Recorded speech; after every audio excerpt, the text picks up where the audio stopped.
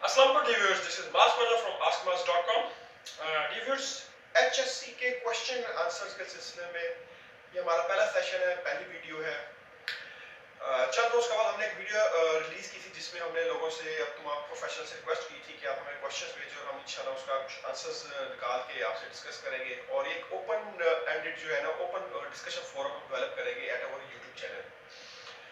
और बैकग्राउंड थोड़ा बताता चलूँ आस्क मास का जो संज्ञा भी रखा गया था, बेसिकली जो कंसेप्ट हमारा फाइनल हुआ था दैट वाज इन अगस्त 2017 और सितंबर 2017 में इसका हमने बकायदा आगाज किया। तकरीबन 5.5 साल हो गए आस्क मास के कंसेप्ट को, इसको हम लेके चल रहे हैं और हमारा बुनियादी विजन यही था कि हम फ्री अवेयरनेस लोगों को देंगे विद रिस्पेक्ट टू एचएससी। तो हमने काफ़ी ज़्यादा वीडियोस बनाई और उसके साथ साथ कुछ हमने रिलीजियस वीडियोस को भी टच किया और इंशाल्लाह आने वाले वक्त में वो ज़्यादा होंगी। खैर वो एक अलग टॉपिक है। अभी हम बात करेंगे आस्क मास के क्यूएचएस के पर्सपेक्टिव को। तो आज जो हमने वीडियो बनानी है बेसिकली उन क्वेश्चंस के आंसर्स देने हैं, उन सवालात के जवाब देने हैं या उन क्यूरीज को हमने डिस्कस करना है जो हमारे पास मौसूल हुई है वाया फेसबुक मैसेजेस या फिर आप कह लें कि व्हाट्सएप पे जिन लोगों ने हमें कमेंट किया है। तो पहला जो क्वेश्चन हमारे पास आया है वो मिस्टर नईमुल्ला खान का है। तो नईमुल्ला खान साहब ने हमारे पास हमें एक भेजा सेफ्टी बोर्ड अपना, जैसे आप स्क्रीन में देख सकते हैं, जिसके ऊपर सेफ मैनर्स लास्ट एलटीआई और उसकी डेट जो थी मेंशन थी। तो उन्होंने पूछा क्या सर ये ठीक है, इसको मैं कंटिन्यू कर लूँ, इसमें रद्दबदल कर लूँ, इसमें चेंजेस वगैरह कर लूँ या फिर कुछ अपडेट कर लूँ। तो इन्होंने जो मैंने जब इनका बोर्ड देखा था जगह स्क्रीन पर नजर आ रहा है, इसको अपडेट करने में को परेशानी ये आ रही है कि इसके ऊपर उन्होंने पेंट से लिखा हुआ है। अगर आपने फ्रीक्वेंसी रखी हुई है मंथली या वीकली तो फिर हर वक्त आपको पेंट से मिटा के उसके सेफ मैनर्स अपडेट करने पड़ेंगे। और अगर हमने आपके वहाँ पे इंसिडेंट्स बहुत ज़्यादा एलटीएस बहुत ज़्यादा, फिर आपने एलटीए के पॉइंट से कि जब कोई नया एलटीए होगा तो वहाँ पे अपडेट कर देंगे, ऐसे करके रख लीजिए। तो व्हाट आई हैव सजेस्टेड कि आप इसको थोड़ा सा चेंज करके जो है स्कोरिंग बोर्ड जो नहीं होता जिसमें आप डिफरेंट जो है हैंग कर देते हैं नंबर्स, वो वाला सिस्टम नहीं, वो ज़्यादा बेहतर और आपकी इससे बेहतर फ्रीक्वेंसी पहुंच जाएगी जैसे आपको स्क्रीन पर नज़र आ रहा है। तो नईम साहब हमारी आपको ये सजेशन है, ये पेंट वाला सिस्टम जो है ना ये थोड़ा सा मुश्किल है, इसको मैनेज करना मुश्किल है। हर वक्त आप पेंट आप ब्लैक करेंगे फिर इसको वाइट नए आएंगे तो इससे आपकी जो है ना updation of the safety board ये बड़ी स्लो होगी। जब दिल करेगा कर लिया, कभी नहीं करा। तो इस तरह जो आपके जो नंबर्स वाला सिस्टम है ना, जो हैंगिंग सिस्टम है वो लिए, वो ज़्यादा बेहतर है। और बाकी इसमें कंटेंट्स आप बढ़ाना चाहते हैं, इट्स अप टू यू। आप फर्स्ट एड केसेस का ऐड कर लें, नियर मिसेस का ऐड कर लें, एमटीसीज का ऐड करें, इट्स अप टू यू। आप अपने इंडस्ट्री को किस पॉइंट ऑफ व्यू से देखते हैं, ये आपकी मर्जी है। अच्छा, एक क्वेश्चन हमारे पास आया है अरसलान साहब का। अरसलान साहब कहते हैं मेक जीएसए या आरए ऑफ स्कैफोल्डिंग। उनको जॉब सेफ्टी एनालिसिस या फिर इसका असेसमेंट बनानी है स्कैफोल्डिंग की।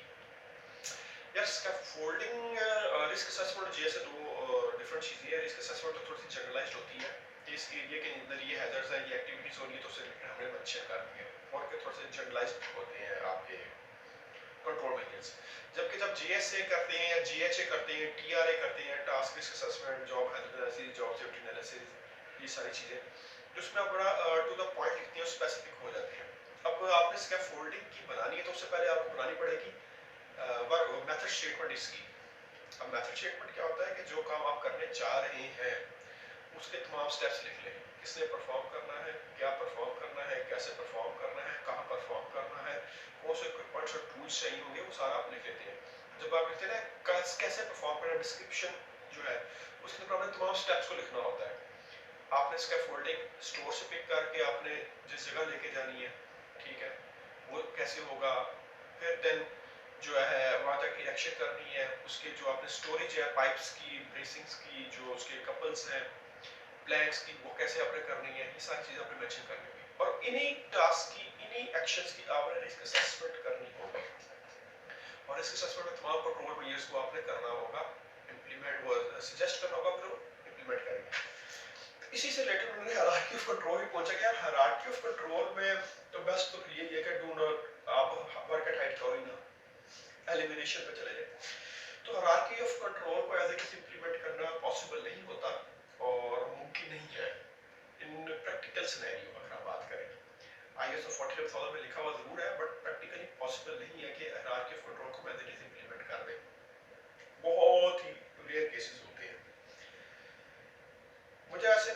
गेट्स का एक जुमला याद आ जाता है हमेशा।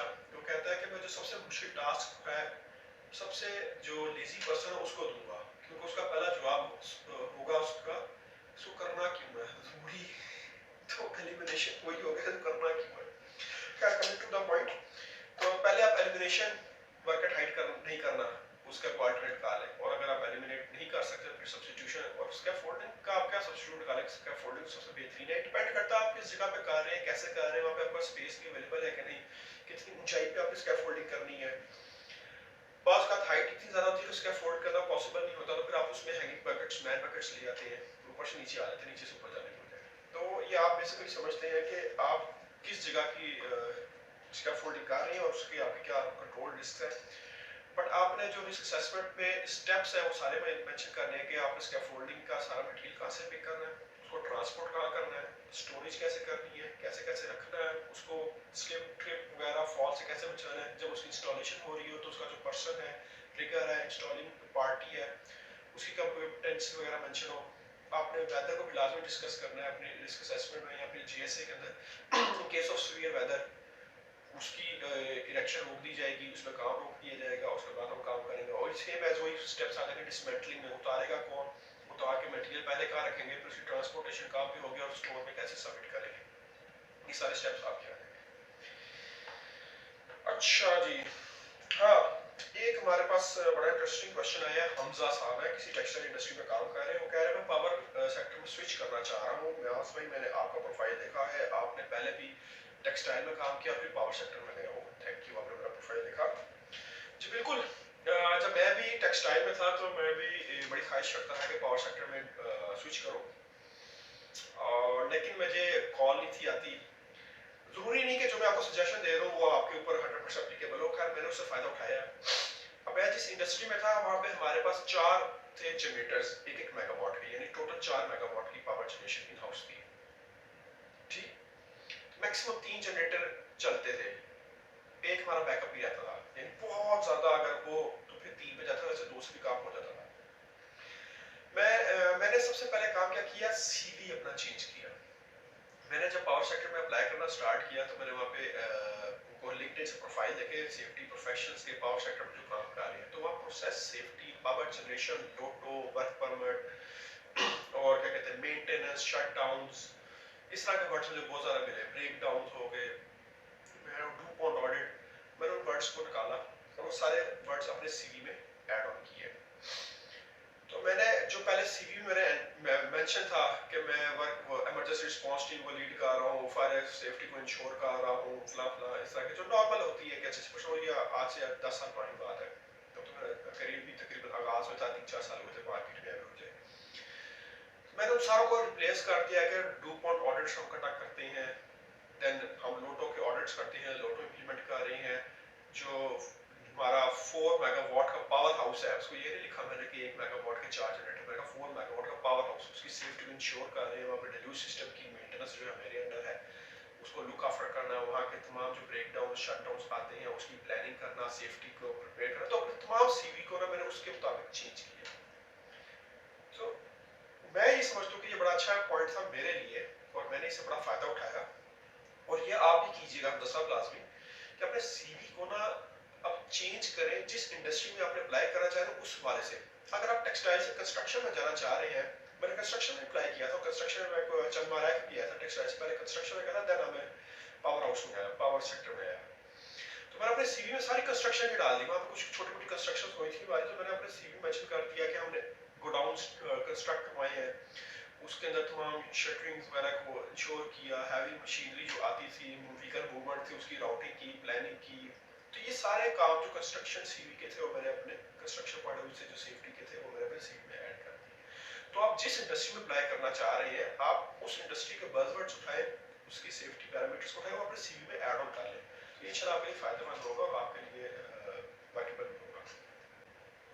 अच्छा, एक क्वेश्चन हमारे पास है, responsibility of safety officer in case of emergency, या फिर what the safety officer shall do in case of accident। अगर एक्सीडेंट हो जाए या इमरजेंसी सिचुएशन आ जाए तो सेफ्टी ऑफिसर ने क्या करना है। सेफ्टी ऑफिसर ने कुछ नहीं करना, जो करना है आपकी इमरजेंसी रिस्पांस टीम ने करना है, ERT इमरजेंसी रिस्पांस टीम। अगर आप रिस्पॉन्स टीम का पार्ट है तो फिर आप एक्शन लेंगे, उसके अंदर इन्वॉल्व होंगे। अगर आप इमरजेंसी रिस्पॉन्स टीम का पार्ट नहीं है तो आप कुछ नहीं करेंगे, आप सिर्फ बाद में इन्वेस्टिगेशन करेंगे। बात बड़ी समझने की जरूरत है। अब जैसे मैं हूँ, मैं जिस इंडस्ट्री में हूँ उसकी ईआरटी में मेरा नाम नहीं है, तो इन केस ऑफ इमरजेंसी मैं खामोशी से इवैक्यूएट हो जाता हूँ। लेकिन खुदा ना खास्ता अगर इस तरह का हो जाए इंसिडेंट, उसके बाद इन्वेस्टिगेशन में मैं थ्रू डायरेक्टली इन्वॉल्व होता हूँ, इन्वेस्टिगेशन को लुक आफ्टर करने के लिए, बीइंग अ सेफ्टी मैनेजर। तो आपने जो ईआरटी बनाई है उसकी एक्शन आइटम्स, उसके जो हायरार्की है या फिर उसकी जो रिस्पांसिबिलिटीज है, उसकी जो जॉब डिस्क्रिप्शन आप डिफाइन की है, उसके रोल्स हैं, उनको फॉलो करने तो उनको काम करते हैं। हमारे यहाँ होता ये है कि जब भी कोई इमरजेंसी आती है, एक्सीडेंट होता है, तो सारे लोग उसके ऊपर इकट्ठा हो जाते हैं, मशवरे आने लग जाते हैं। तो ईआरटी काम ना करें। अगर तो आप ईआरटी का पार्ट है तो आप इमरजेंसी सिचुएशन को हैंडल करने में इन्वॉल्व हो, इवैक्यूएट भी कराएं, वेलबींग ऑफ इंजर्ड पर्सन भी इंश्योर करें, ठीक है। फायर इंसिडेंट है तो आग बुझाएं, बैरिकेड करें उस एरिया को, जो एक्सटर्नल सर्विसेज आ रही है उनके साथ एंगेज हो। लेकिन अगर आप उसका पार्ट नहीं है तो खामोशी से इवैक्यूएट करके साइड पे हट जाए और फिर इन्वेस्टिगेशन में इन्वॉल्व हो। ये बड़े सूख के साथ आप लोग ख्याल रखें। अब इमरजेंसी रिस्पांस टीम जो उसकी क्या रिस्पांसिबिलिटी है, अलग डिबेट है, ये हम आने वाले वीडियोस में करेंगे, वहां पर क्वेश्चन लाजमी आएगा। Electrical safety in confined space. Confined space यहाँ बड़ा वास्ट टॉपिक है, चलो उसमें सिर्फ हम इलेक्ट्रिकल सेफ्टी के पॉइंट में सुना पूछा है। अब आपकी इलेक्ट्रिकल सेफ्टी किस किस्म की है, जिसमें आप कन्फाइंड स्पेस किस किस्म की है? क्या वो एक्सकवेशन है, डीप एक्सकवेशन है, या कोई मैन होल है, या कोई वेसल है जिसके अंदर एंटर हो रहे हैं? किस किस किस्म की कन्फाइंड स्पेस है मुझे नहीं पता, आपने लिखा भी नहीं है। तो थंब रूल तो हम 50 वॉट के जो इक्विपमेंट्स है उससे लोअर देन 50 वॉट से यूज करते हैं, और जो वायरिंग है उसकी हेल्थ को और उसकी क्वालिटी को बड़ा इंश्योर करती है कि किसी किस्म की स्पार्किंग ना हो सके, फायर ना हो सके। और देन जो अगर वेसल है, यानी आप कह रहे हैं कि स्टील या मेटल है वेसल जिसके अंदर एंटर हो रहे हैं, तब उसकी अर्थिंग करना बड़ा जरूरी है। अगर आप उसके अंदर अदर जो है क्या कहते हैं इलेक्ट्रिकल इक्विपमेंट्स यूज कर रहे हैं तो उनकी अर्थिंग करना भी जरूरी है, अगर इन केस उनके वोल्टेज 50 से ज़्यादा है। लेकिन जो लाइट्स वगैरह हैं वो 50 वॉट से कम की होती हैं। ये कुछ बेसिक है। अब डिटेल आप मुझे बता दीजिएगा कि आपने एक सिनेरियो बेस्ड किया, आपकी किस कन्फाइंड स्पेस में एंटर हो रहे हैं, ताकि मैं उसके पॉइंट ऑफ व्यू से थोड़ा डिटेल कर दूं, आपको बता दूं। अच्छा, सुहेल साहब हैं दुबई से।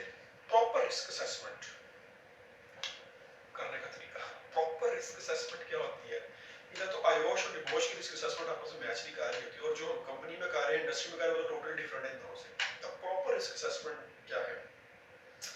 चलिए, प्रॉपर रिस्क असेसमेंट के कुछ स्टेप्स मेरे साथ आ जाते हैं। सबसे पहला स्टेप आ जाता है, आपने एरिया बेस्ड रिस्क असेसमेंट हम ले रहे हैं, किस एरिया में काम कर रहे हैं, ठीक। नंबर 2, क्या काम कर रहे हैं। नंबर 3, उस काम से रिलेटेड क्या कौन से हैजर्ड्स हैं और उस हैजर्ड से रिलेटेड कौन से रिस्क हैं। देन आ जाएगा likelihood and consequence. Likelihood means के चांसेस ऑफ अकरेंस, के कितने चांसेस है इस एक्शन के होने की, और कंसीक्वेंस आ जाएगा कितनी ज़्यादा इसकी सिवियरिटी होगी, और इन दोनों को मल्टीप्लाई करेंगे तो आपके पास रिस्क रेटिंग आर आ जाएगा। रिस्क रेटिंग के बाद हम करंट कंट्रोल मेजर्स को डिस्कस करते हैं कि आपने करंट कंट्रोल्स क्या लगाए हैं, और उसके बाद फिर रेजिडुअल लाइक्लीहुड, रेजिडुअल कंसीक्वेंस और रेजिडुअल रिस्क रेटिंग आर कि कितना ज़्यादा रिस्क रिडक्शन हुआ, और फिर फर्दर कंट्रोल मेजर्स के क्या मज़ीद कंट्रोल रिक्वायर्ड है। ये सबसे सिंपल और प्रॉपर रिस्क असेसमेंट हम कह लें इसको। सिंपल रिस्क असेसमेंट को प्रॉपर से आपने क्या मुराद लेना चाहिए, मुझे इसका आइडिया नहीं है। वैसे हमने बड़ी डिटेल वीडियो बनाई हुई है रिस्क असेसमेंट्स के ऊपर, निबोश की, आयोश की और चैनल की। ये हमारी मैं तीनों लिंक जो है अपनी वीडियो के जो है ना डिस्क्रिप्शन में ऐड कर रहा हूँ, आप तीनों लिंक्स देख लीजिएगा। क्या मतलब का बिलाल सुहेल साहब, तो आपको इंशाल्लाह इससे फ़ायदा होगा और आप वीडियो देखते हैं। अच्छा, एक हमारे पास क्वेश्चन है कि डिगिंग का या एक्सकवेशन का वर्क परमिट क्यों लेते हैं? देखिए, डिगिंग या फिर एक्सकवेशन के परमिट्स जो है वो डायरेक्टली रिलेटेड है अंडरग्राउंड यूटिलिटीज के साथ। क्योंकि पाकिस्तान में थोड़ा सिनेरियो डिफरेंट है। अभी तो पता नहीं है कि ज़्यादा ओवरहेड लाइंस होती हैं, यूटिलिटीज होती हैं, लेकिन मोस्ट ऑफ दी जो है कुछ अंडरग्राउंड यूटिलिटीज भी होती हैं, लाइंस होती हैं, वायरिंग्स होती हैं, आपकी कम्युनिकेशन नेटवर्क्स होती हैं। तो आप डिगिंग के वक्त या फिर जो है किसी किस्म का डैमेज ना कर दें उन यूटिलिटीज़ को, उन पावर लाइंस को, केबल्स को, कम्युनिकेशन केबल्स को, जो भी अंडरग्राउंड आपने स्ट्रक्चर रखे हुए हैं, तो इस पॉइंट ऑफ व्यू से उसकी डिगिंग रिपोर्ट बनती है और उसका परमिट लेना बड़ा ज़रूरी है। अगर नहीं लेंगे तो किसी किस्म का डैमेज हो गया। बाज़ का तो ऐसा होता है कि नीचे से बिजली की लाइन गुजरी, आप डिगिंग करते करते वहाँ आके तो इलेक्ट्रोक्यूशन हुई और उसे डेथ हो सकती है। अच्छा अच्छा, worker protection while working at height in cold weather. अच्छा, हम एज अ सेफ्टी ऑफिसर हम उसकी प्रोटेक्शन देखिए। अब आ जाते हैं हायरार्की ऑफ कंट्रोल के ऊपर कि सर्दी में हाइट में काम करना क्यों जरूरी है। ना करो, एलिमिनेट कर दो, मौसम बेहतर होने का इंतजार कर लो। लेकिन अब आपके पास सिचुएशन ऐसी है कि you have to do that, urgent काम है, इंपॉर्टेंट काम है, आपने हर कीमत पर करना है। तो सबसे पहले तो आप वेदर मॉनिटरिंग करें, जो टेम्परेचर मॉनिटरिंग है कितना है, और हाइट पे उस जगह पे जहाँ उस बंदे ने काम करना है, और फिर उसकी जो प्रोटेक्शन है, ग्लव्स, उसकी जैकेट्स, ट्राउजर्स, टोर्सोस, हेलमेट, और जो भी जिस हद तक आप उसको सर्दी से बचा सकते हैं उसको इंश्योर करें। अब दिन में काम करना है या रात में काम करना है या फॉगी वेदर में काम करना है, सब फॉगी वेदर है तो मैं रेकमेंड नहीं करूँगा। और अगर रात में काम कर रहे हैं तो अगेन बड़ा ज़्यादा अच्छा चीज़ है फ्रॉस्ट बाइट होने के या फिर इस तरह की चीज़ होने के, जब सर्दी लग जाए तो उसको अवॉइड करें, एलिमिनेट कर दें, दिन में काम करें ताकि इन केस ऑफ किसी किस्म की इमरजेंसी उसको आप हैंडल तो कर सकें। और हाइट पे काम करना है तो फिर किस किस्म की हाइट है वो ये भी आपने लिखा। आप चलें हम उसको अज्यूम कर लेते हैं कि आपने स्कैफोल्डिंग की है और स्कैफोल्डिंग पे अपने फुल बॉडी हार्नेस पहन के काम कर रहे हैं। वहाँ पे विंड डायरेक्शन को मॉनिटर करें कि विंड किस तरफ से आ रही है, क्योंकि चिलिंग वेदर होगा और बंदे को सर्दी भी लग सकती है। और इस सेम प्रोटेक्शन जो है जो नीचे खड़ा हुआ स्टाफ होगा उसको भी सेफ्टी इंश्योर करनी है कि वो ये ना ऊपर वाले को सारा कुछ बना दे और नीचे वाला कुछ बनाए ना, वो भी सर्दी से बेचारा ठंडता रहे और ठीक लाइटिंग का इंतजाम किया जाए। और वही बेसिक मेजर्स हैं जो गर्मियों में काम करने की, गर्मी में आपको पानी की जरूरत पड़ेगी, सर्दियों में आपको पानी की जरूरत नहीं पड़ेगी। ठीक है, ग्लव्स को बड़ा ज़्यादा इंश्योर करें क्योंकि सर्दी लगती है बहुत ज़्यादा। एडमिनिस्ट्रेटिव कंट्रोल लें, जैसे ही आपको महसूस हो कि वो लड़का या फिर जो आप एम्प्लॉय वर्कर लेकर काम कर रहा है उसकी तबीयत खराब हो रही है, उसको फ़ौरन नीचे लिए, या फिर उसका पहले ही टाइम ड्यूरेशन कर लेगा, आपने 1 घंटे से ज़्यादा ऊपर नहीं रहना। तेज़ हवा चल रही है तो बिल्कुल काम ना करें, सर्दी लगने के चांसेस बहुत ज़्यादा हो सकते हैं। ज़्यादा सर्दी हो जाती है, प्रॉपर एयर टाइट होना चाहिए। तो वर्किंग एट हाइट का स्पेसिफिकली इन कोल्ड वेदर तो आपने ज़्यादा प्रोटेक्शन लेनी है, उस बंदे को सर्दी ना लगे इस चीज़ की। वर्क एट हाइट की तो प्रोटेक्शन लेगी, लेकिन उसका एडिशनल आपने इन चीज़ों का लेना है कि कोल्ड वेदर को ध्यान रखना। अच्छा, what should safety officer do in the case of violation. हाँ, in case of violation safety officer क्या करे। सेफ्टी ऑफिसर क्या, कौन सुनता है पाकिस्तान में सेफ्टी ऑफिसर की बात है, हम बता देते हैं। देखिए वायलेशन हमारे किताबी बातें करें तो वो कहता है कि काम रोक दें, बोश भी कहता है कि आपने सेफ्टी वायलेशन देखी कहीं पे, काम फौरन रोक दें और सुपरवाइजर को इन्फॉर्म करें। लेकिन पाकिस्तान में हम अपने कल्चर की बात करें तो हमें थोड़ा सा डिफरेंट चलना पड़ता है कि हम काम नहीं रोकते, हम सुपरवाइजर को बता देते हैं। पहले प्रोफेशनली और प्रैक्टिकली बताऊं आपको क्या करना पड़ेगा। पहले तो आपको खुद उसके साथ एंगेज होना पड़ेगा जो गलत काम कर रहा है, अब अनसेफ एक्ट हो रहा है कि अनसेफ कंडीशन में वो काम कर रहा है, you have to ask them. और आपने वायलेशन देखनी है किस लेवल की हो रही है। ठीक, अगर तो वायलेशन इस तरह की कि आप उसको कहते हैं और वो उसको फॉरनली एक्सेप्ट कर लेता है तो ठीक है, लेकिन आपके पास नोट डाउन लाजमी करिए सेफ्टी वायलेशन। लेकिन अगर आपने टिकटिंग सिस्टम बनाया हुआ है कि वायलेशन के ऊपर टिकट इशू हो जाती है तो आप उस चीज़ को लेके चले। प्रैक्टिकली हम ये नहीं कर सकते कि काम फौरन रोक दें, ये किताबों में जरूर मिलता है और ऐसा होना भी चाहिए, बट प्रैक्टिकली पॉसिबल नहीं है क्योंकि बहुत सारी चीज़ें ना बैकफायर कर जाती हैं, खासकर पाकिस्तान में उन इंडस्ट्रीज में जहाँ पे सेफ्टी का कंसेप्ट बहुत कम है या फिर लो लेवल पे सेफ्टी की इम्प्लीमेंटेशन है या एक्सेप्टेंस लेवल है। अब पावर हाउसेस के अंदर, फर्टिलाइजर प्लांट्स के अंदर जहाँ पे अच्छा सिस्टम है, कल्चर है, टू पॉइंट सिस्टम को फॉलो किया जाए तो वहाँ पे चीज़ें एक्सेप्टेबल है, बट नॉट एवरीवेयर। आपने उसको बताना है, उसके सुपरवाइजर को बताना है, किसी किस्म की हीटेड डिबेट में एंगेज नहीं होना, लड़ना झगड़ना नहीं है, खुद थानेदार बनने की कोशिश नहीं करनी। आपने जो कहा कि भाई ये काम ना करो, ये गलत हो रहा है, वो कहता मैंने करना है, चुप कर आज ही जाकर उसके सुपरवाइजर को कर दें, बता दें, इन्फॉर्म कर दें सर मैंने सुनता है वो ये मेरी बात नहीं माने, इट्स अप टू यू आप करें। और आप अपने सीनियर को भी लास्ट इन्फॉर्म करेंगे सर मैंने रोकना ही चाहा, उसको बताना चाहे, उसको अपडेट करना चाहे, बट उसने सुना नहीं है, व्हाट शुड आई डू। अब आप इसको समझाएं। सेफ्टी मीटिंग्स होगी मंथली, उसके अंदर आप सारी वायलेशंस को मेंशन कर दें कि ये वायलेशन हुई थी, इन वायलेशंस को मैंने स्टॉप करवा दिया था, इन वायलेशंस को इन्होंने एक्सेप्ट किया, इनको हमने रेमेडी एक्शन लेके क्लोज कर दिया, लेकिन इन वायलेशंस को इन लोगों ने नहीं माना और इन्होंने उल्टा मेरे से झगड़ा किया। चलो, कहते हैं 100 सुनार की एक लोहार की, तो या फिर आप एक लोहार की होगी। अगर आपका कल्चर है वहाँ पे एक्सेप्टेबल, लोग एक्सेप्ट करते हैं वायलेशंस को और आपकी मैनेजमेंट इस चीज़ को लेगी, सुनेगी, तो फिर बहुत अच्छी चीज़ है। अच्छा, लिफ्टिंग एक्टिविटी की ऑब्जर्वेशंस कुछ बता दें। हाँ, आपने लिफ्टिंग एक्टिविटी करनी है, तो यार लिफ्टिंग एक्टिविटी बड़ी जनरलाइज्ड होता है, किस किस्म की लिफ्टिंग एक्टिविटी करना चाह रहे हैं, कौन सा इक्विपमेंट ले रहे हैं, मुझे नहीं पता।